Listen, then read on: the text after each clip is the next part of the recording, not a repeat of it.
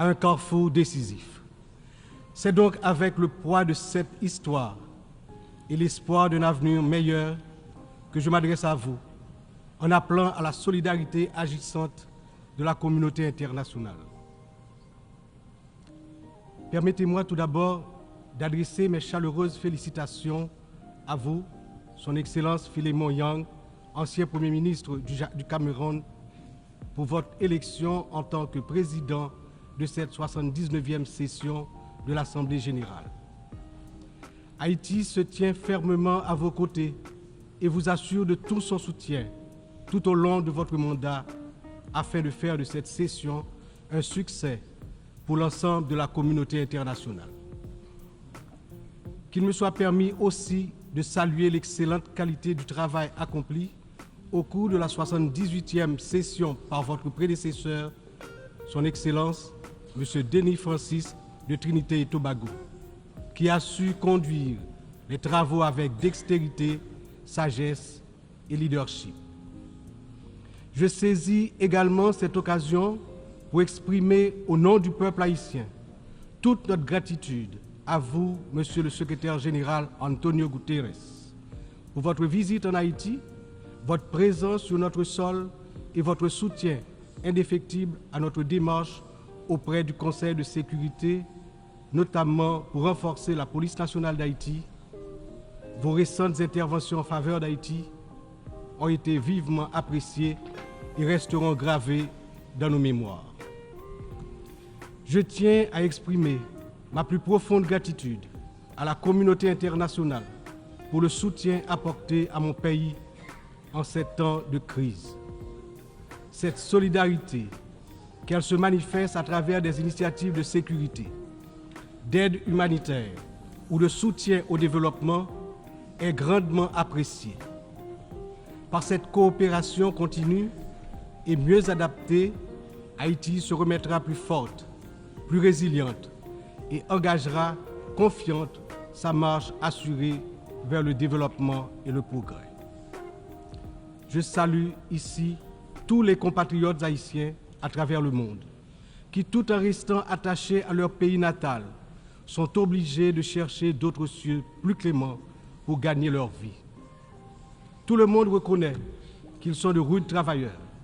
Je veux leur dire, partout où ils se trouvent, que le Conseil présidentiel de transition et le gouvernement pensent à eux en attendant que les conditions soient réunies pour qu'ils reviennent au bercail. J'en profite pour saluer Amnesty International et d'autres organismes opérant dans le domaine de la défense des droits humains qui suivent de près les violations des droits des migrants haïtiens à travers le monde. Je me permets, au nom du peuple haïtien, de saluer fraternellement tous les amis d'Haïti qui ont fait preuve de solidarité envers les migrants de notre pays, en particulier ceux résidant à Springfield dans l'Ohio aux États-Unis. La longue histoire d'amitié et de solidarité réciproque entre nos deux nations, depuis notre participation à la bataille de Savannah en 1779, nous permet de dire avec confiance que le peuple américain rejette toute incitation à la haine contre notre communauté. La participation active des immigrés haïtiens à différents niveaux de la vie des États-Unis est tangible et significative. À cet égard, les passions qui émergent naturellement lors d'une campagne électorale ne devraient en aucun cas servir de prétexte à la xénophobie ou au racisme dans un pays tel que les États-Unis, une nation forgée par des immigrants de toute origine et qui s'est érigée en modèle de démocratie à l'échelle mondiale.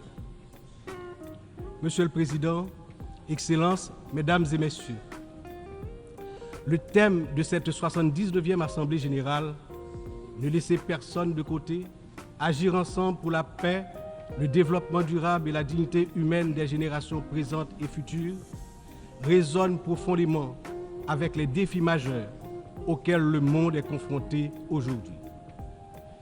Ce thème est un appel urgent à l'unité et à la coopération internationale dans un contexte où les inégalités, les conflits et la crise climatique exacerbe la vulnérabilité de millions de personnes à travers le globe. Alors que de nombreuses nations peinent à atteindre les objectifs de développement durable, il est plus que jamais nécessaire de garantir que toutes les voix, en particulier celles des plus marginalisées, soient incluses dans les processus de décision mondiaux.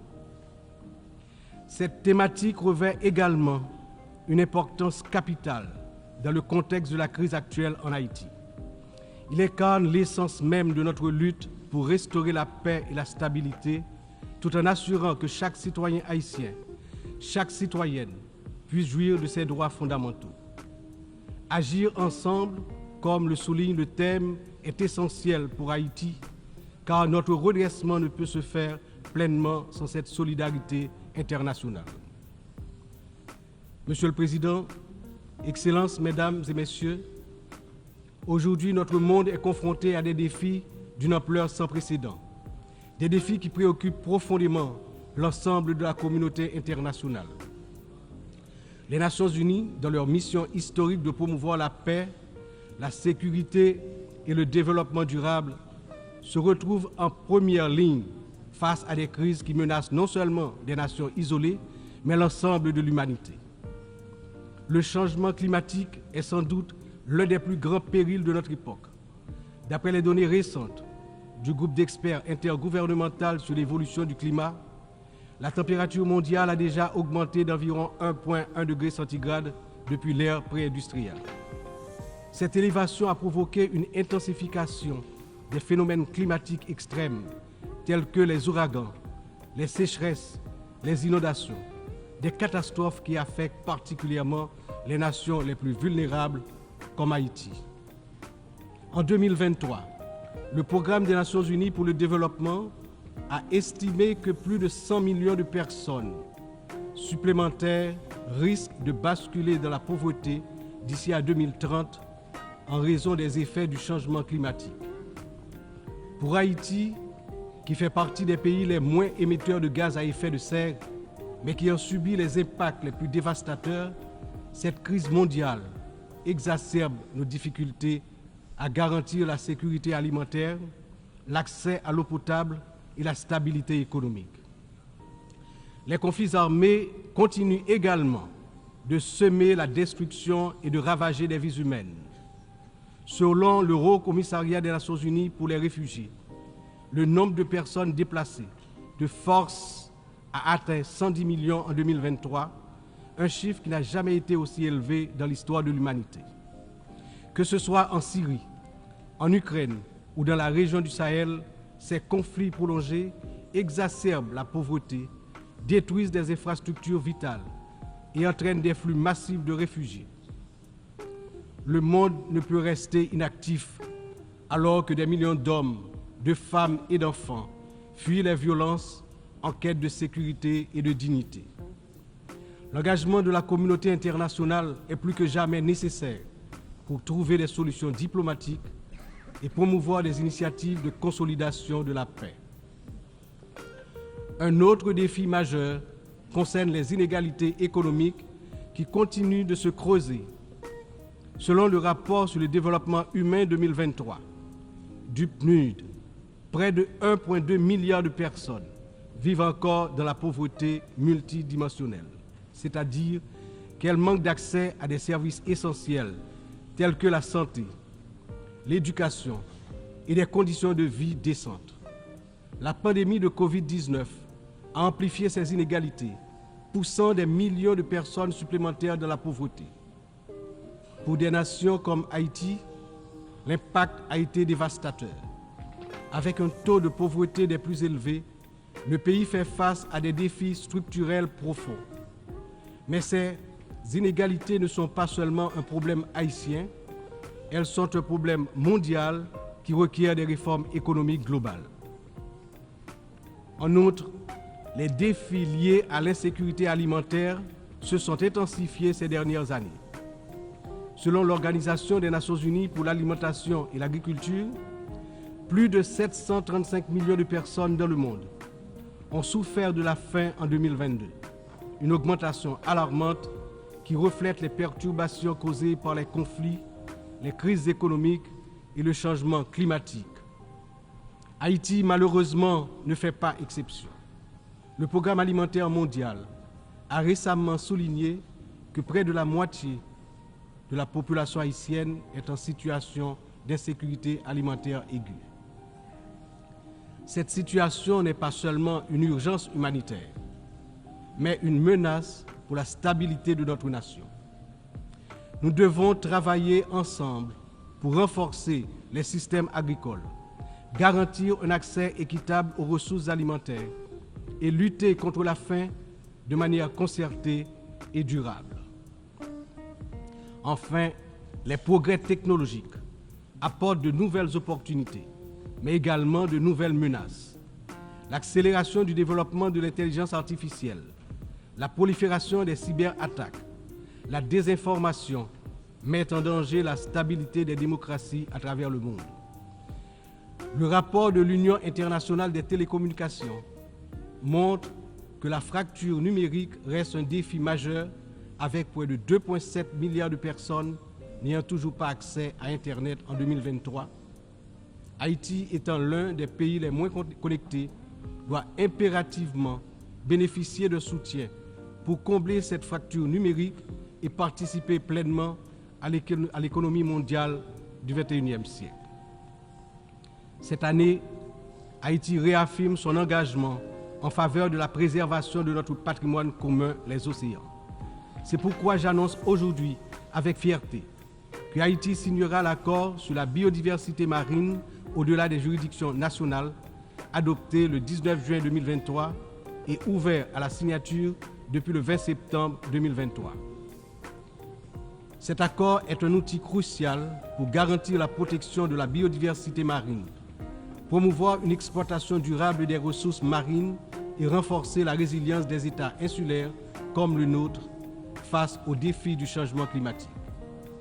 Haïti est déterminé à collaborer avec la communauté internationale pour s'assurer que cet accord profite à toute l'humanité, tout en contribuant à la protection des écosystèmes marins dont nous dépendons tous. Ces défis mondiaux ne peuvent être relevés que par un engagement renouvelé en faveur du multilatéralisme, de la solidarité et de l'action collective.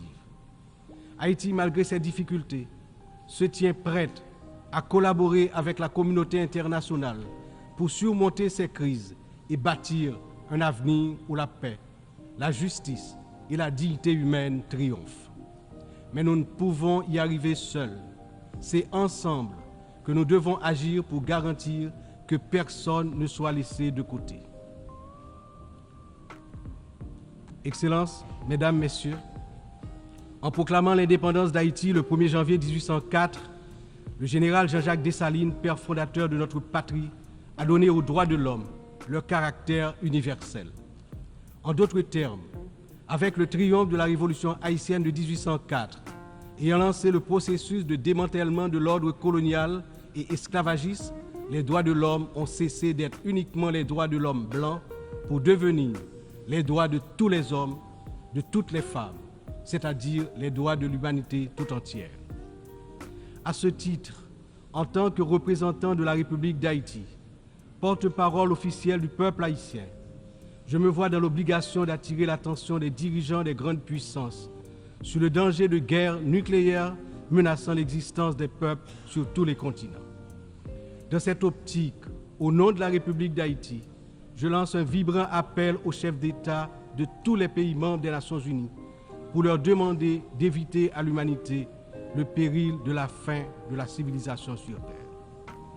Monsieur le Président, Excellences, Mesdames et Messieurs, je m'exprime aujourd'hui avec l'expérience de plusieurs années consacrées au service de mon pays. Mon parcours politique, profondément ancré dans l'histoire d'Haïti, m'a permis de traverser de nombreuses épreuves, toujours avec un même objectif, le progrès de mon pays, la fierté, la dignité restaurée et le bien-être du peuple haïtien meurtri.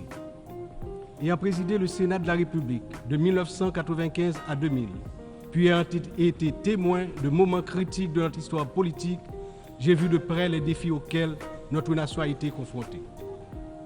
Mon engagement politique remonte à une époque où les luttes pour la stabilité et la démocratie étaient omniprésentes.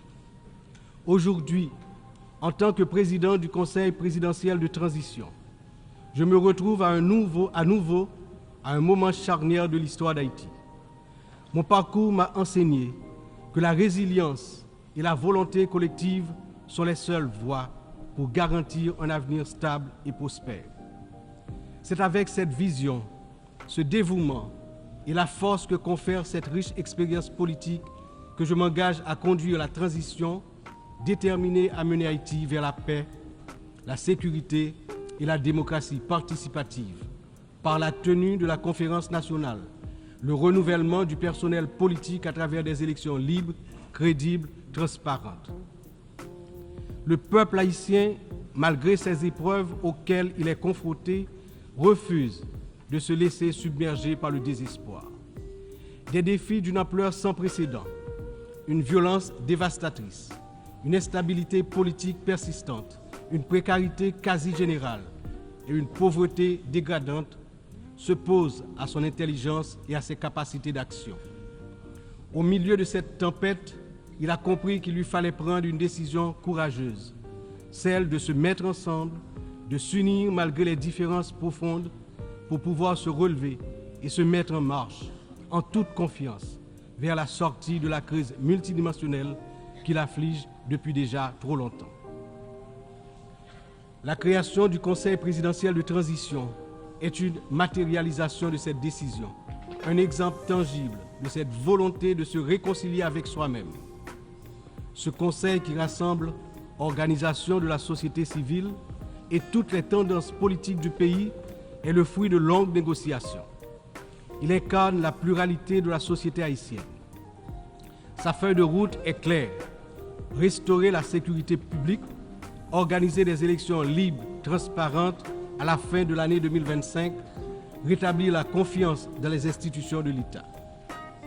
Pour y parvenir, nous, responsables au plus haut niveau de l'État, savons que nous aurons besoin du soutien de la communauté internationale. Mais d'abord, nous devons compter sur nous-mêmes, sur notre résilience, notre capacité à surmonter les divergences, les divisions internes. Il est important de souligner que la résolution des problèmes d'Haïti repose avant tout sur les épaules du peuple haïtien.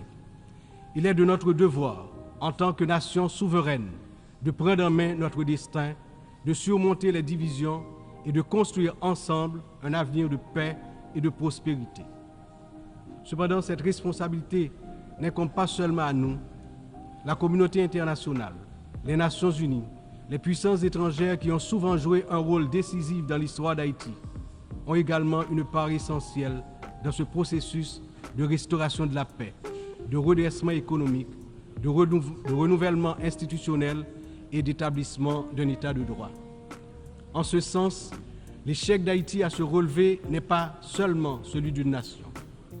Il traduit un échec collectif, une incapacité mondiale à respecter pleinement les principes de solidarité, de justice et de coopération internationale. C'est ensemble, avec une responsabilité partagée et un engagement renouvelé, que nous pourrons transformer cette crise en opportunité et tracer une voie durable vers la paix. Aujourd'hui, Haïti fait face à une crise sécuritaire d'une gravité sans précédent. La montée en puissance des gangs armés, la violence généralisée, l'instabilité politique ont plongé la nation dans un état de vulnérabilité extrême. Les citoyens vivent dans la peur, incapables de circuler librement partout sur le territoire national, d'aller travailler ou d'envoyer leurs enfants à l'école sans risque, notamment dans la région métropole de Port-au-Prince, la capitale. Cette situation affecte tous les aspects de la société haïtienne, fragilise les institutions, paralyse l'économie, mine l'espoir de lendemain meilleur. L'avenir du pays est menacé. 50% de l'effectif des gangs de la région de la capitale sont constitués d'enfants et d'adolescents, filles et garçons. Ils servent souvent de chair à canon lors des opérations contre les forces de l'ordre. Ils sont l'objet de graves violences de toutes sortes, y compris des violences sexuelles. ces abus et violences exercés contre des enfants et des adolescents doivent être considérés comme un crime contre l'humanité, compte tenu de leurs conséquences sur les générations à venir. Le rétablissement de la sécurité nationale est une priorité absolue pour les autorités haïtiennes.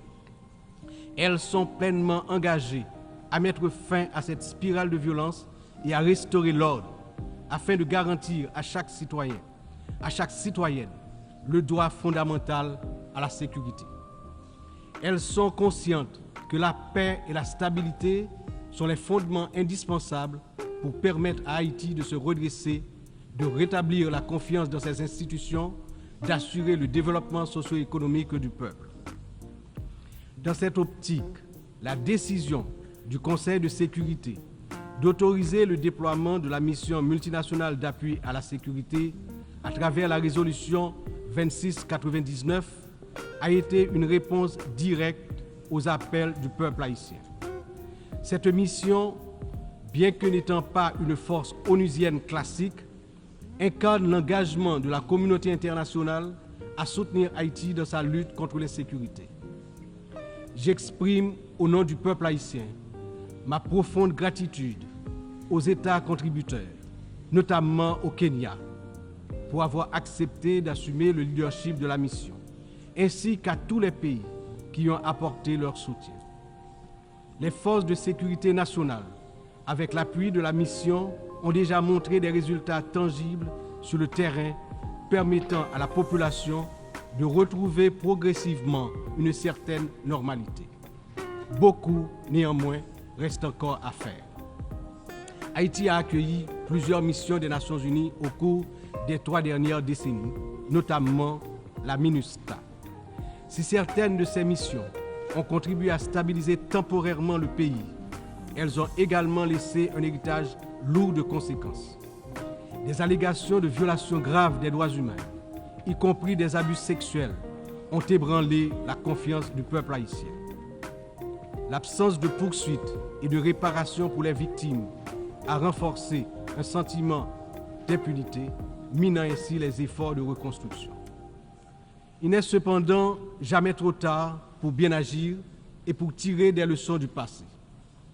En repensant l'approche, nous avons l'opportunité de redorer le blason des missions internationales en Haïti et de construire un avenir meilleur pour le peuple haïtien.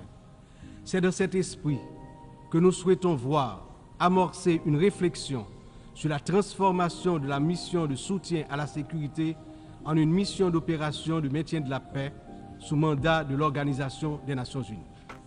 Cette transformation permettrait non seulement de sécuriser un financement plus stable et d'élargir les capacités de la mission, mais également de renforcer l'engagement des États membres en faveur de la sécurité en Haïti. Je suis convaincu que ce changement de statut, tout en s'assurant que les erreurs du passé ne se répètent pas, garantira le plein succès de la mission en Haïti. Excellences, Mesdames et Messieurs, je me tiens aujourd'hui devant cette Assemblée en tant que voix de la République d'Haïti, pays dont l'histoire est inextricablement liée aux idéaux de liberté et de justice que nous célébrons tous ici. Mais Haïti, la première nation noire indépendante du monde, est aussi la grande victime d'une injustice historique qui a non seulement retardé son développement, a aussi marqué son peuple d'un fardeau dont les répercussions se font encore sentir. En 1825, à peine 21 ans après avoir gagné sa liberté au prix d'une lutte héroïque, Haïti a été contrainte de payer une dette colossale à la France, pays colonisateur, en échange de la reconnaissance de son indépendance. Cette rançon imposée sous la menace a siphonné les ressources de la jeune nation, la plongeant dans un cycle infernal d'appauvrissement dont elle peine toujours à sortir. Cette dette a été une forme de punition pour sa hardiesse à se libérer des chaînes de l'esclavage et hisser l'être haïtien à la dignité de l'homme. Elle a été une pénalité injuste qui a asphyxié le potentiel économique et social du peuple noir d'Haïti pendant des générations. Dans le contexte d'aujourd'hui, où plus que jamais, l'attention est portée sur les efforts pour restaurer sans délai la sécurité et répondre aux immenses besoins humanitaires en Haïti, il me paraît important d'attirer l'attention de l'Assemblée sur les séquelles du passé colonial et des rançons payées à certaines puissances qui ont largement hypothéqué le développement d'Haïti. Il n'est pas sans intérêt de rappeler qu'Haïti a été le seul pays à avoir payé pour son indépendance, obtenue pourtant dans le feu et dans le sang. À la veille du bicentenaire de cet événement inédit dans l'histoire du monde, n'est-il pas venu le moment de la restitution des montants consentis? À cet égard, mon pays s'est félicité des propositions formulées par un certain nombre de gouvernements et également certaines agences des Nations Unies pour des actions concrètes en vue de la reconnaissance, la réparation et la restitution des torts du passé.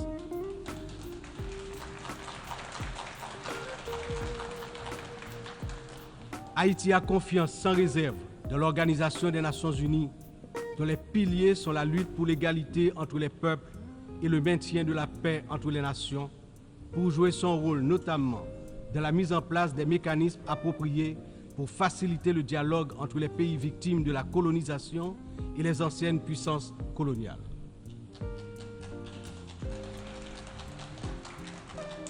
Ici, à cette 79e session de l'Assemblée générale, Haïti est par mon entreprise,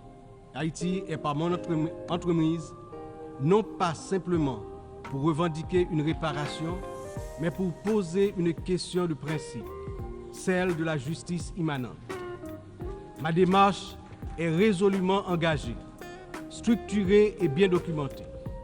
Le Comité national de restitution et réparation, en collaboration avec la Commission des réparations de la CARICOM, a déjà entrepris des travaux exhaustifs sur ce sujet. Nous demandons la reconnaissance d'une dette morale et historique et la mise en œuvre de réparations justes et appropriées qui permettront à notre peuple de se libérer des chaînes invisibles de ce passé injuste. Excellences, Mesdames et Messieurs, l'histoire nous enseigne que les nations ne se relèvent pas dans l'isolement, mais dans l'union des forces, dans l'engagement résolu à bâtir un avenir commun. Haïti, cette terre qui a offert au monde un symbole de liberté inébranlable et qui a aidé plusieurs nations à se libérer du joug du colonialisme barbare, ne cherche pas la charité, mais la justice, le respect,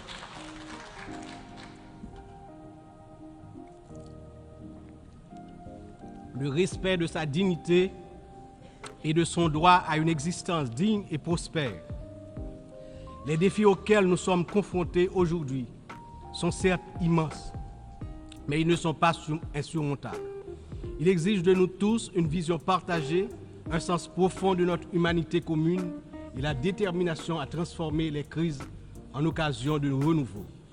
Chaque nation, grande ou petite, riche ou vulnérable, porte une part de l'avenir collectif entre ses mains. C'est dans cette interdépendance que réside la force véritable du multilatéralisme.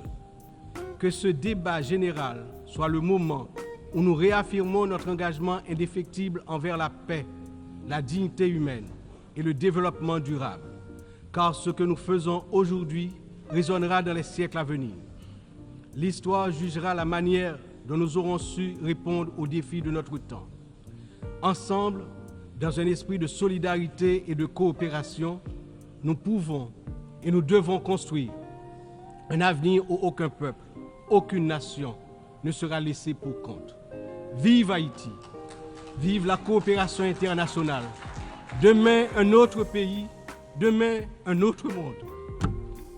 Je vous remercie pour votre attention.